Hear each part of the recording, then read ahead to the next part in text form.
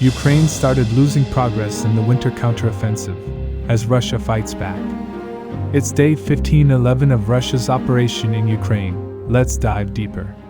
Many of you may remember that I said with the end of winter, pressure on Ukraine will increase. And in these few months, instead of building strong defenses, Ukraine chose to launch a counterattack, which may come to haunt them. And since the start of April, it's becoming very clear, because Russian forces have restarted their offensive in the south. At the Heliopol front, Ukrainian armed forces have already started to lose the recaptured areas. Russian armed forces have ended their operational pause of winter, as they are now attacking along the entire front line. At the northern flank, Russian forces have launched attacks in 3 major axes towards Alexandrivka. You may remember that Ukrainian armed forces had deployed their 3 paratrooper brigades to perform the counterattacks, and they were the ones that penetrated the most, taking advantage of communication chaos caused by the Starlink terminal. Now, just like they penetrated the Russian defense, Russian forces are doing the same. Since the start of the offensive, Russian forces have already recaptured these big areas. At the moment, fights are taking place for the control of the main line of defense. And similar things are happening on the west of Heliopol. Russian forces are attacking along the entire front line, from several directions. Since the start of the offensive, they have managed to capture these areas. With this advance, they will be threatening Orikhiv very soon from the north. You may remember Ukrainian forces spent the whole winter trying to recapture these areas. Many sources at that time were saying that main reason behind these counterattacks was to demonstrate to the West that they still have the ability to go on offense. However, many Russian sources suggest that the pace of Russian forces will increase from now on. Now moving to Kostyantynivka.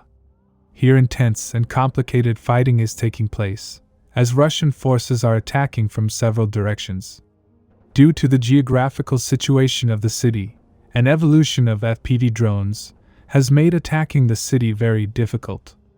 Previously, I explained to you that Russian forces attacking from the east were significantly slowed down by dense housing. We have seen Ukrainian FPV drones striking Russian forces in these houses many times. However, in order to solve this issue, Russian forces started attacking from the south. However, here also they were met with a similar situation. So in the March, Russian DRGs started attacking along the river.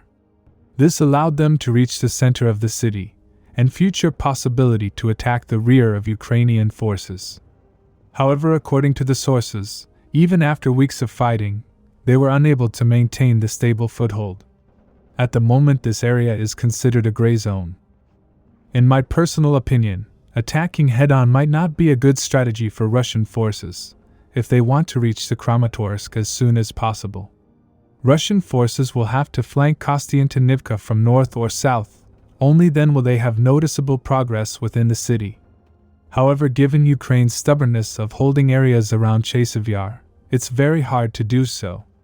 As I have said in my previous report, the Ukrainian armed forces' goal right now would be to deplete as many resources of Russian armed forces as possible before they reach Kramatorsk.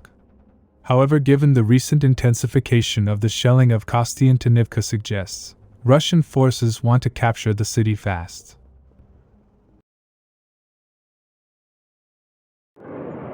Subscribe for more frontline updates.